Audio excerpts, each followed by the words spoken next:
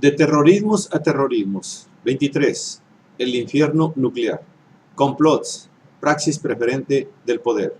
Conspiraciones del capital poder. Ejercicio imperialista. 01. Parte 5. Esta es una obra del maestro Héctor Alejandro Mora Gallardo.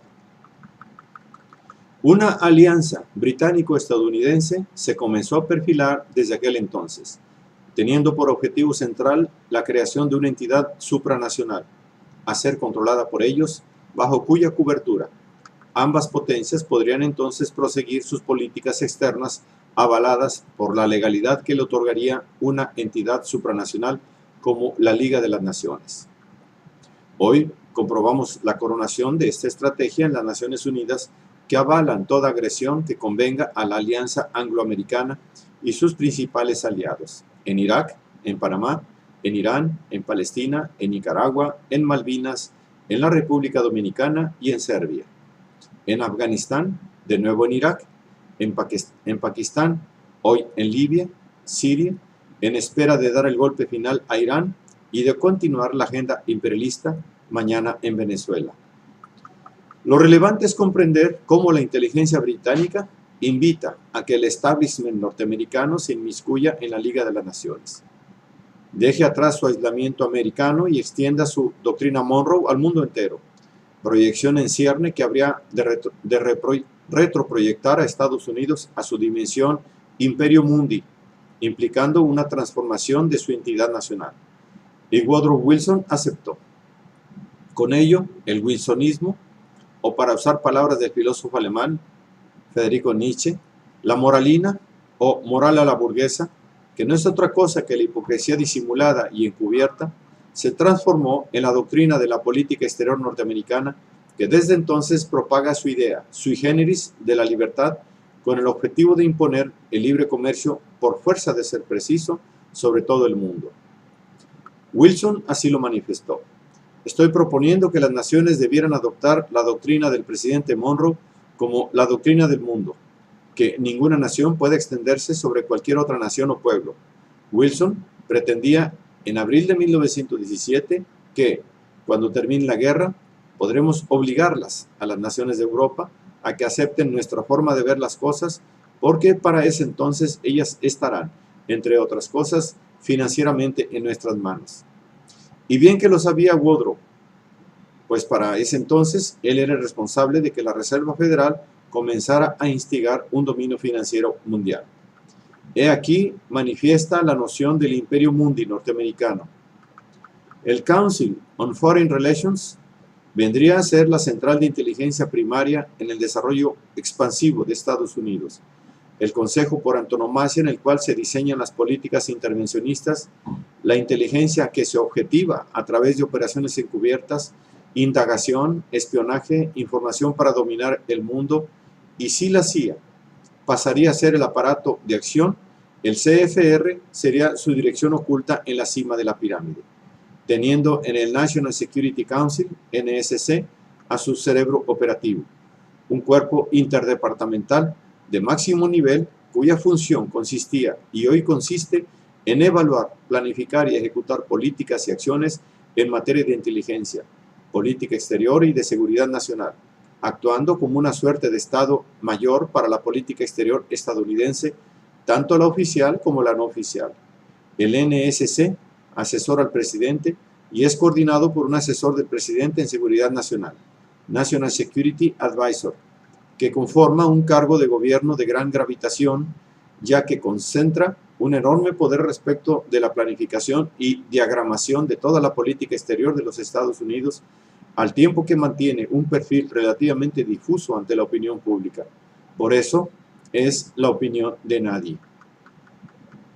El alto mando imperial, que incluye esencialmente al presidente de la nación, al Consejo de Seguridad Nacional, al asesor de Seguridad Nacional y a su comité de directores, que incluyen al asistente del presidente en asuntos de seguridad nacional, al secretario de Estado, al secretario de Defensa, al director de la CIA, al jefe del Estado Mayor Conjunto, al secretario del Tesoro, al secretario de Justicia, complementando de manera orgánica su funcionamiento. La NSC opera mancomunadamente con la ultrasecreta NSA, National Security Agency, Agencia Nacional de Seguridad, formado en 1952 según una directiva presidencial clasificada y cuya existencia ni siquiera fue admitida por el gobierno hasta 1957. Era por eso que le decían la No Such Agency. No existe tal agencia.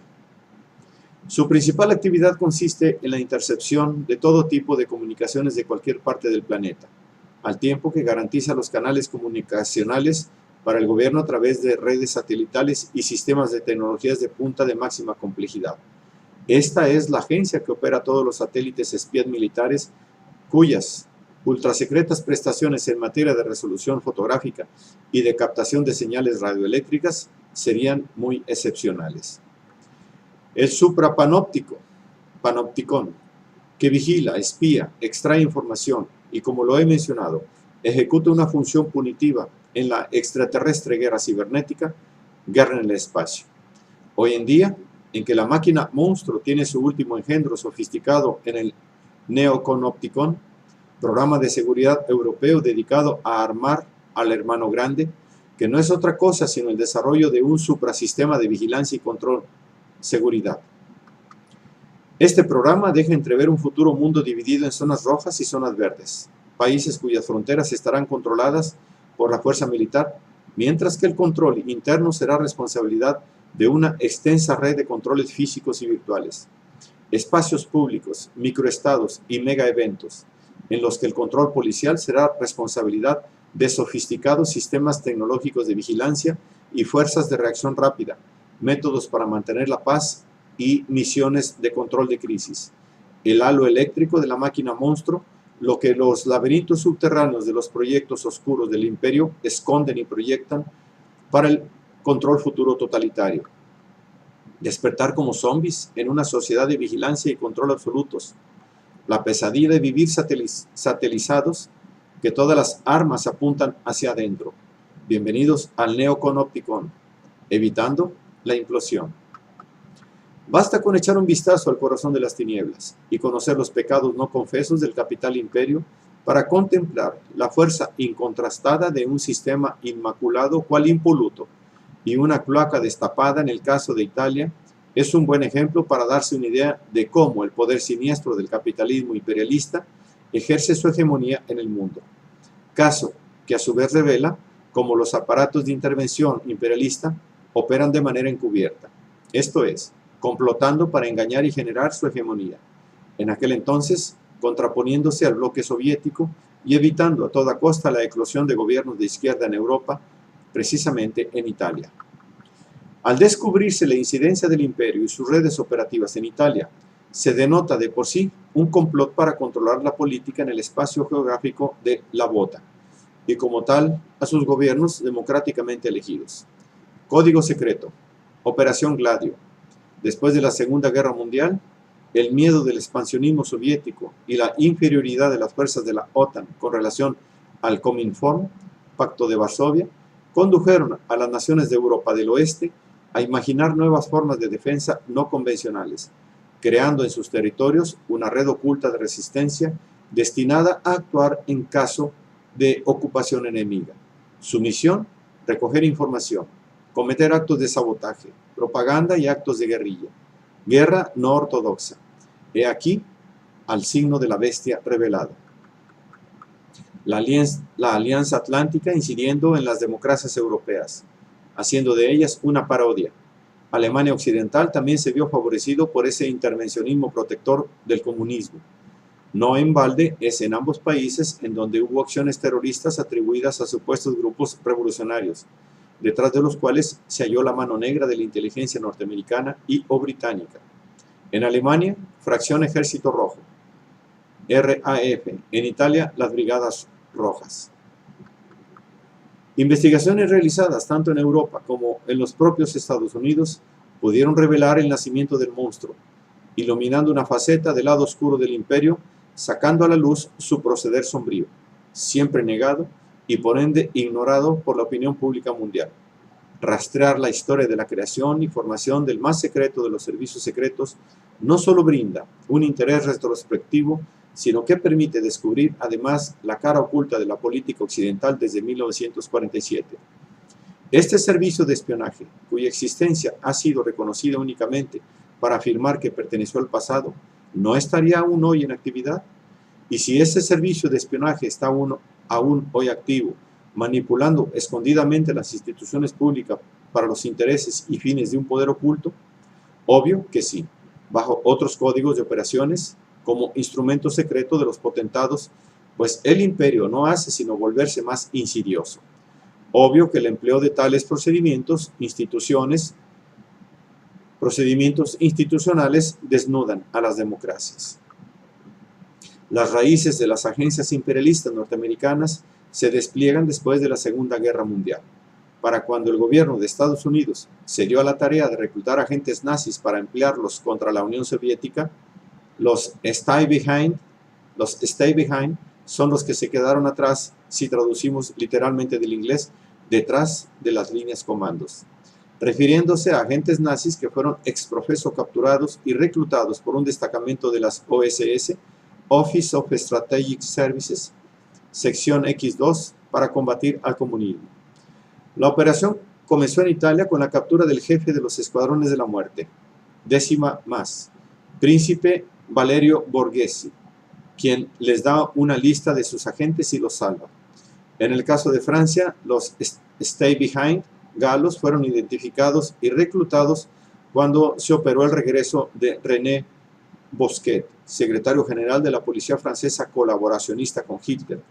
Inclúyase en Alemania el general Reinhard Gehlen, ex jefe de los servicios secretos del ejército nazi en el frente del Este, quien después de haber sido tratado en los Estados Unidos pasaría a organizar el servicio secreto de la Alemania Federal, la Bundesnachrichten, BDN.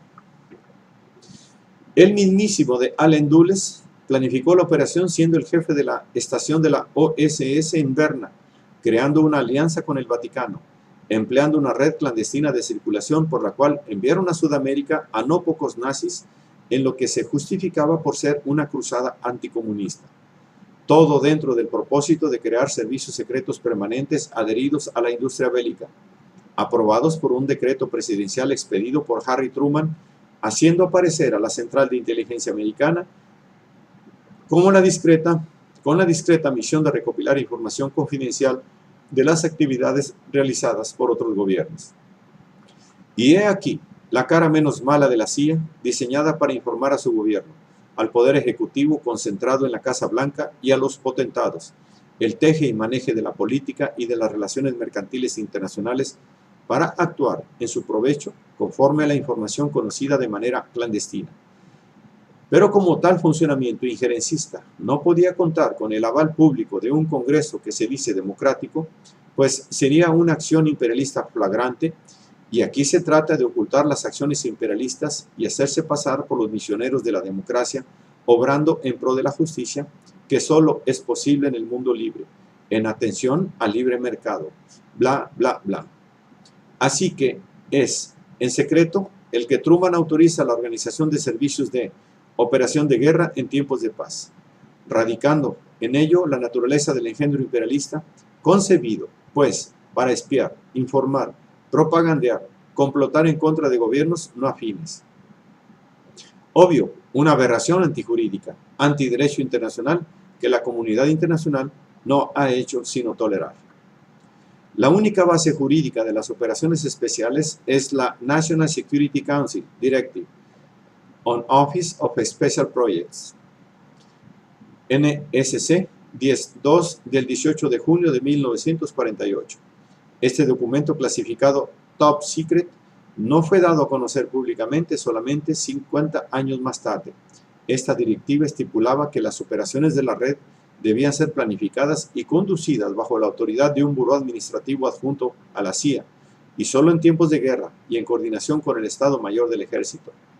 El jefe de este buró sería nombrado por el secretario de Estado, reconocido a su vez por el director de la CIA y confirmado en el puesto por el Consejo Nacional de Seguridad. Inicialmente este buró disponía de una autonomía completa y no era supeditado a la CIA, a fin que se pudiera beneficiar de un financiamiento legal. En caso de desacuerdo entre el buró y el director de la CIA, o desacuerdo entre el secretario de Estado y o el secretario de la Defensa, el litigio debía ser resuelto únicamente por el Consejo Nacional de Seguridad. He aquí la patente de corso de los imperialistas, acomodada a su legislación y ordenamiento constitucional, estipulando jerarquías y patrones intervencionistas, pasando por encima de las soberanías nacionales y del derecho internacional. Una central de inteligencia concentrada y regida por un buró que toma las decisiones comprometidas, ocultando la responsabilidad del Poder Ejecutivo.